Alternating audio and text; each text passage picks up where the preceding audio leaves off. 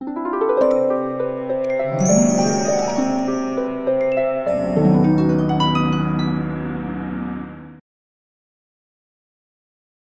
अपने माँ बाप का इकलौता बेटा था। कोई बात मुंह से निकलते ही पूरी हो जाती थी। उसका पढ़ाई में बिल्कुल भी मन नहीं लगता था। उसको बचपन से ही अपने घर के पीछे बने बगीचे में लगे पेड़ पौधों से बहुत प्यार था।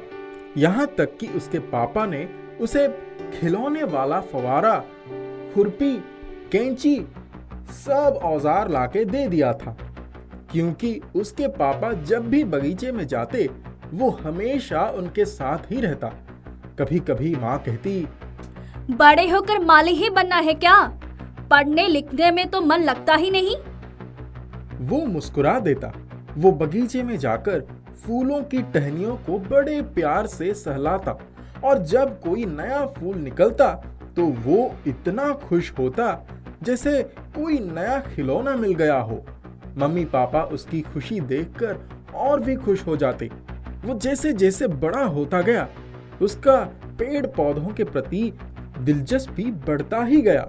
अब वो 10वीं में पढ़ने लगा था। एक बार उसके पापा ऑफिस से आते समय रजनीगंधा का पौधा लगाने के लिए कुछ बल्ब ले आए थे, जिसको माली बुलाकर बगीचे में लगवा दिया। चंदन को बड़ी उत्सुकता थी कि ये कैसे पौधा बनेगा। वो रोज जाता और क्यारी में लगे पौधे देख आता। उस दिन रविवार था।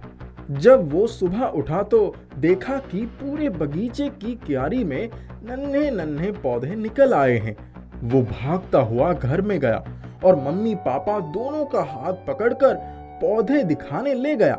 चंदन उस दिन पूरे समय बगीचे में ही बैठकर पौधों को देखता रहा कि कहीं कोई पंछी उन पर चोंच ना मारे। धीरे धीरे पौधे बड़े होने लगे। चंदन ही उन पौधों की देखभाल करता था। माली से कहकर समय पर खाद पानी डलवाता। एक दिन उसने देखा कि क्यारी में सफेद रंग की कलियां लगी हैं। उसने पास जाकर देखा तो उसकी खुशबू पूरी क्यारी में भरी हुई थी। उस दिन वो बहुत खुश था। उसके कमरे की खिड़की उसी तरफ खुलती थी जिधर बगीचे की क्यारी में रजनीगंधा के पौधे लगे थे। रात में जब वो पढ़ रहा था तो लगभग 2 बजे तेज रोशनी की चकाचौंध से उसकी नजर बगीचे में गई। उसने देखा कि क्यारी के बगीचे में एक बहुत खूबसूरत फूल खिल गया था और बाकी फूल भी खिल गए थे। उससे रहा नहीं गया। उसने धीरे से खिड़की का एक पल्ला खोला। वहां उसने जो कुछ देखा वो हैरान कर देने वाली बात था। क्यारी में सुंदर वस्त्रों में सजी 2 परियां रजनीगंधा के फूलों को अपने हाथों में लेकर सहला रही थी। वो फूलों को तोड़कर नीचे ही सजा रही थी और तभी एक परी ने ताली बजाई और वहां सारे वाद्य यंत्र सज गए। बीच में एक कालीन बिछ गया। उसी वक्त एक प्रकाश पुंज उभरा और बीच वाले फूलों से एक अद्भुत सुनहरे रंग की परी निकलकर क्यारी में प्रकट हो गई। उसको देखते ही सब परियां उसकी तरफ घूम गई। सभी परियों ने मिलकर बगीचे में खूब नाच गाना किया। दूसरी परी ने ताली बजाई और ढेरों व्यंजन की खुशबू चारों तरफ फैल गई। सबने खूब मजे से खाया। जैसे ही सुबह की पहली किरण ने धरती को स्पर्श किया, अचानक सुनहरी परी बीच वाले फूलों में समा गई और बाकी परियां आकाश की तरफ चल दी। ऐसा लग रहा था कि वहां कुछ भी था ही नहीं। चंदन को लगा कि वो कोई खूबसूरत सपना देख रहा है। वो बहुत रात से जाग रहा था, इसीलिए उसे नींद आ गई। वो देर तक सोता रहा। जब उसकी माँ ने उसे जगाया तो हड़बड़ाकर आंखें खोलते हुए उठा। उसने कहा, माँ, आज रात तुम मेरे पास सोना, तुम्हें कुछ दिखाना है। ये कहते कहते ही वो झट से तैयार हुआ और फटाफट नाश्ता करके स्कूल चला गया। स्कूल में भी बार बार उसका ध्यान रात की घटनाओं पर चला जाता। उस दिन रात में उसकी माँ उसके पास ही सोई। वो अपनी टेबल कुर्सी पर बैठा पढ़ रहा था, लेकिन ध्यान बगीचे की तरफ ही लगा था। रात के 2 बजे अचानक तेज रोशनी की चकाचौंध से पूरा बगीचा रोशनी से भर गया। वो झट से माँ को उठाकर खिड़की के पास लाया। पिछले दिन जो कुछ भी हुआ था, उस दिन भी वही सब कुछ हुआ। उसकी माँ की तो आंखें फटी की फटी रह गई। अच्छा चलो, कल कुछ करते हैं। दूसरे दिन उसकी माँ ने परियों के लिए अपने हाथ से खूब सुंदर सुंदर कपड़े सिले और खूब बढ़िया खाना बनाया। जब रात हुई तो उसने और उसकी माँ ने बाहर बगीचे में एक मेज लगाकर उस पर सब कुछ सजा दिया। उस दिन उसके पापा भी यह सब कुछ देखने उसी कमरे में बैठ गए। रात को परियां आई तो वहां मेज पर सब कुछ देखकर खुश हो गईं। सबने कपड़े पहन लिए और खाना भी खा लिया। फिर इधर उधर देखने लगी। तब चंदन, उसकी माँ और पापा सब तुरंत बगीचे में आ गए और परियों के पास जाकर हाथ जोड़कर बोले, आप लोग हमारे बगीचे में आए हैं तो हमारे घर भी चलें। अच्छा चलिए। परियां उसके घर में आई। वहां घर में चारों तरफ घूमी। फिर चंदन से बोली, बोलो तुमको क्या चाहिए? वो बोला, मुझे पढ़ना लिखना बिल्कुल भी अच्छा नहीं लगता, इसीलिए मुझे बुद्धि दे दीजिए। तुम्हारा पेड़ पौधों के प्रति ये जो प्रेम है वो सबके अंदर नहीं होता। चलो, बुद्धि तो मिल जाएगी, पर पेड़ पौधों के प्रति अपने इस प्रेम को कभी मत छोड़ना। उसकी माँ को उन्होंने एक सुंदर सा छोटा सा संदूक दे दिया और कहा, आपने हमारे लिए इतना अच्छा खाना बनाया, उसके लिए ये उपहार स्वीकार करिए। अब हमें ऐसा ही खाना हमेशा बनाकर खिलाती रहिएगा। हमें आपके हाथ का खाना बहुत अच्छा लगा। बस आप तीनों के अलावा इस बारे में किसी को कुछ भी पता नहीं चलना चाहिए। यह कहकर सभी परियां चली गईं। अब तो चंदन पढ़ाई में बहुत होशियार हो गया था। इस बात को लगभग 7 साल बीत गए। वो जब भी बगीचे में जाता, उसकी नजरें सबसे सुंदर लाल परी पर ठहर जाती। अब तो उसकी नौकरी भी लग गई थी। घर में उसकी शादी की बातें भी चलने लगी। एक दिन जब वो परियों के पास खाना लेकर गया, तब सुनहरी परी ने कहा, चंदन, हम तुम्हें कुछ उपहार देना चाहते हैं। तुम हमारे साथ इतने समय से रह रहे हो, आज तक तुमने बुद्धि के अलावा कुछ नहीं मांगा।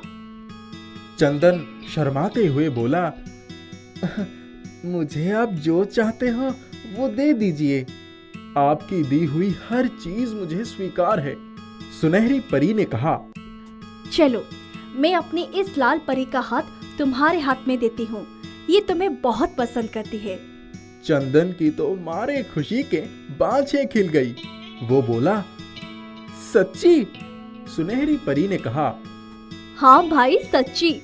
हमें धरती पर तुमसे योग्य इंसान मिलना मुश्किल है। यह कहते हुए उसने लाल परी का हाथ चंदन के हाथ में थमा दिया। सुनहरी परी ने कहा, अब तुम अपनी शादी में हमें बुलाना मत भूलना। आप लोगों ने मेरा जीवन खुशियों से भर दिया है। और कोई आए चाहे ना आए, पर आपके बिना मैं शादी ही नहीं कर सकता। परियां चली गईं। वो लाल परी को लेकर अपने घर में गया और अपनी माँ और पापा को जगाया। फिर बोला, माँ देखो मैं किसको लाया हूँ। उसकी माँ ने जैसे ही लाल परी को देखा, हैरान रह गई और बोली, ये यहाँ कैसे? चंदन ने कहा, माँ अब से ये हमारे पास ही रहेगी। परी ने कहा है मैं इससे शादी कर लूं। मैं भी इसको बहुत सालों से चाहता हूँ। दूसरे हफ्ते ही उसकी शादी लाल परी के साथ हो गई। सुनहरी परी आशीर्वाद देने आई और जादू की छड़ी घुमाई। उनका घर महल बन गया, सारी सुविधाओं से भर गया। सब लोग खुशी खुशी रहने लगे। बहुत पुरानी बात है। नीरेन स्टेशन पर बैठकर ट्रेन का इंतजार कर रहा था। तभी उसने देखा कि एक आदमी बड़ी जल्दी में ट्रेन से उतरा और जिस जगह पर वह बैठा था वहीं उसका बटुआ गिर गया। जब तक वह उसको आवाज देता वह आगे निकल गया। नीरेन ने उसका बटुआ उठा लिया और खोलकर देखा तो उसमें 5-5 100 के 10 नोट थे। कुछ कार्ड थे और एक और कार्ड था जिस पर फोन नंबर लिखा था। नीरेन ने सोचा जिस व्यक्ति का बटुआ होगा वह परेशान हो रहा होगा। चलो मैं कल चला जाऊंगा, आज इस नंबर पर फोन करके उसका बटुआ उसे वापस कर दूंगा। वह स्टेशन से बाहर आ गया और टेलीफोन बूथ पर जाकर फोन करने लगा। उधर से एक भारी भरकम आवाज आई, कौन? तब नीरेन ने उस व्यक्ति से कहा, आपका नाम मनसुख लाल है? उसने कहा, हाँ, पर आप कौन हैं? नीरेन बोला, आपका बटुआ यहाँ स्टेशन पर गिर गया था, इसमें आपका फोन नंबर लिखा था, इसलिए मैं आपको फोन कर रहा हूँ। मनसुख लाल ने कहा, आप मेरा पता लिख लीजिए और एक टैक्सी लेकर आ जाइए, मैं आपको किराया दे दूंगा। नीरेन ने उसका पता लिख लिया और टैक्सी लेकर उसके बताए हुए पते पर चला गया। जब वह वहां पहुंचा तो देखा कि एक हवेली नुमा घर था। उसने घंटी बजाई। दरवाजा मनसुख लाल ने खोला। उसने नीरेन को अंदर बुलाया। नीरेन ने कहा, नहीं साहब, आप अपना बटुआ ले लीजिए, मैं चलता हूँ। तब उस मनसुख लाल ने कहा, अरे भाई अंदर तो आओ, क्या काम करते हो? नीरेन सिर झुकाए ही बोला, साहब आया तो काम की खोज में ही था, लेकिन कुछ मिला नहीं, इसलिए वापस गांव जा रहा था। तब मनसुख लाल ने कहा, अरे तुम मेरे पास आए हो तो काम तो मैं तुम्हें दे ही दूंगा, तुम्हें बाग बगीचे का काम आता है? नीरेन ने कहा, साहब मैं गांव का रहने वाला हूँ, खूब जानता हूँ। वह मन ही मन खुश हो रहा था कि चलो कुछ काम तो मिला। मनसुख लाल ने अपने बटुए में से 5-5 के 4 नोट निकालकर उसे थमा दिए और बोले, ठीक है, हमारा माली बहुत बीमार है, तुम तब तक वही काम करो, फिर मैं तुम्हें कोई और काम दे दूंगा। मनसुख लाल ने अपने नौकर को बुलाया और बोले, रामू, नीरेन को पीछे बने कमरों में से कमरा दे दो और इसको नाश्ता और खाना भी दे दो। नीरेन ने मनसुख लाल के पैर छूकर कहा, साहब आपकी बड़ी मेहरबानी है, वरना मैं तो निराश ही हो रहा था। नीरेन ने जाकर नहाया धोया, नाश्ता पानी किया, फिर अपना सामान उठाकर रामू के पीछे पीछे चला गया। दोपहर हो गई थी। रामू ने उसे हवेली के पीछे बना बगीचा दिखा दिया और बगीचे में काम आने वाला सारा सामान भी दिखा दिया। नीरेन के लिए बगीचे का काम करना कोई मुश्किल ना था। 1-2 महीने में ही बगीचा बिल्कुल हरा भरा हो गया। एक दिन वह बगीचे में खुदाई कर रहा था, तभी उसकी कुदाल किसी चीज से टकराई और वह चौंक गया। उसने इधर उधर देखा और जल्दी जल्दी कुदाल चलाने लगा। थोड़ी देर में ही उसने देखा कि कुदाल जिस चीज से टकराई थी वह एक सीढ़ी थी। उसने वहां से मिट्टी हटाई तो देखा वह सीढ़ी नीचे की तरफ जा रही थी। वह सीढ़ियों से नीचे उतरने लगा। कच्ची पक्की सीढ़ियों पर उतरते हुए काफी देर हो गई। वह सीढ़ी एक बहुत बड़े से मैदान तक जाकर खत्म हो गई। जब वह दरवाजे पर पहुंचा तो देखा कि वह मैदान छोटे छोटे बौनों से भरा हुआ था। आश्चर्य से उसकी आंखें फैल गईं। उस मैदान के भीतर 100 से भी अधिक बौने थे। उनके शरीर पर कपड़ों के नाम पर सिर्फ पत्ते थे। वे शायद वहां अपने परिवार के साथ रह रहे थे। उनमें औरतें और बच्चे भी थे। वे छुपकर बहुत देर तक उनको देखता रहा। फिर थोड़ी देर बाद उसने देखा कि सब लोग मैदान के दूसरे तरफ बने फाटक की तरफ जा रहे हैं। जैसे ही फाटक खुला वे सब उस फाटक से निकल गए। नीरेन भी सबकी नजर बचाकर उस फाटक से उनके पीछे पीछे आ गया। उसने देखा कि सब लोग एक जंगल में पहुंच गए। नीरेन पर अभी तक किसी की नजर नहीं पड़ी थी। उसके हाथों में उसकी कुदाल थी। उसने सोचा, देखूं ये लोग करते क्या हैं। वह जल्दी से जाकर झाड़ियों में छिप गया। तभी उसने देखा कि एक बौने ने जोर से सीटी बजाई और बहुत सारे मोर और हिरन भागते हुए आ गए। सभी बौने उनको घेर कर खड़े हो गए। ऐसा लग रहा था कि हिरन और मोर उनकी सारी बातें समझ रहे हैं। उनमें से एक बौना उठा और उसने एक बांसुरी निकाल ली।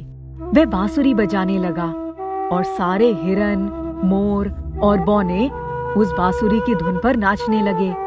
नाचते नाचते जब सब बौने थक गए तब कुछ बौनों ने अपने साथ लाए थैले में से कुछ खाने का सामान निकाला और सबको दे दिया। हिरन और मोर भी पालतू जानवर की तरह सब कुछ खाने लगे।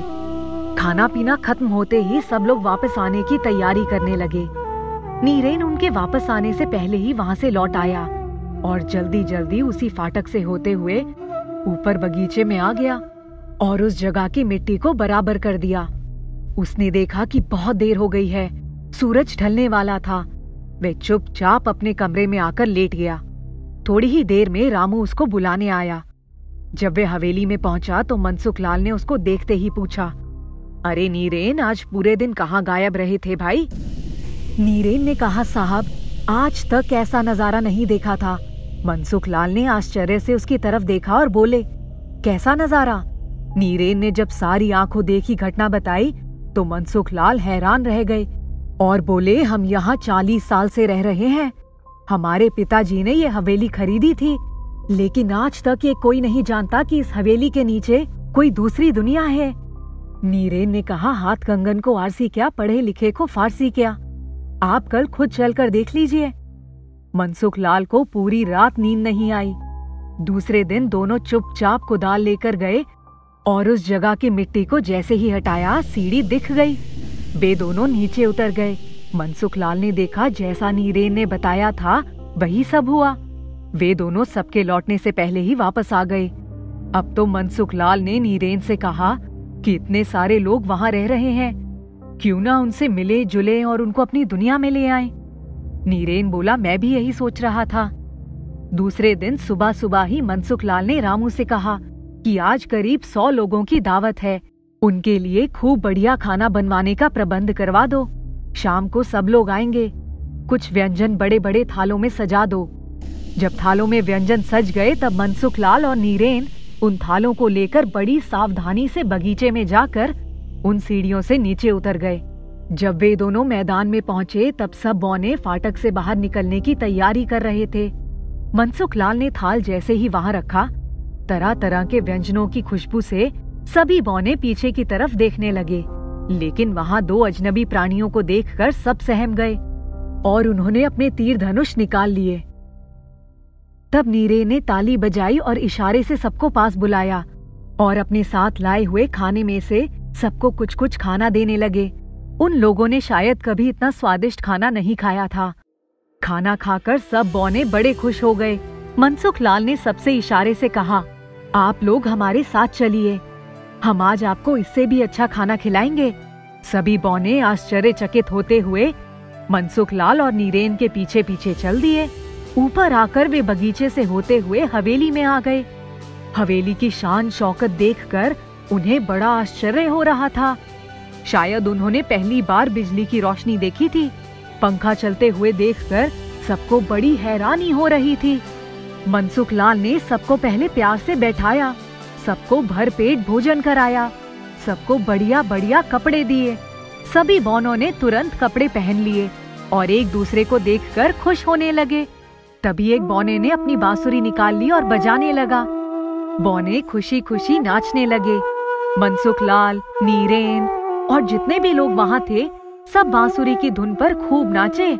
जब सारे लोग थक गए तब बौनों ने बांसुरी बजाना बंद कर दिया। दावत खत्म हो गई। जब सबके जाने का समय हुआ तब मनसुख लाल ने कहा, आप लोग जब चाहें यहाँ आ सकते हैं, ये आपका अपना घर है। बौनों ने हामी भरी। धीरे धीरे सब बौने सीढ़ियों से उतर गए। सबके जाने के बाद मनसुख लाल ने नीरेन से कहा, नीरेन, अब तुम अपने घर वालों को भी यहीं बुला लो। मेरे पास बहुत पैसा है पर मेरा कोई अपना नहीं है। अब से तुम मेरे बेटे की तरह रहोगे। तुमने हवेली का ऐसा रहस्य खोज निकाला जो हम यहाँ रहते हुए भी नहीं जान पाए। कुछ दिनों बाद मनसुख लाल ने बगीचे की सीढ़ियों को तुड़वाकर पक्की सीढ़ियाँ बनवा दी। सभी बौने दिन भर ऊपर नीचे करते रहते। सीढ़ियों का रहस्य जानकर मनसुख लाल के एकाकी जीवन में खुशियां ही खुशियां भर गई।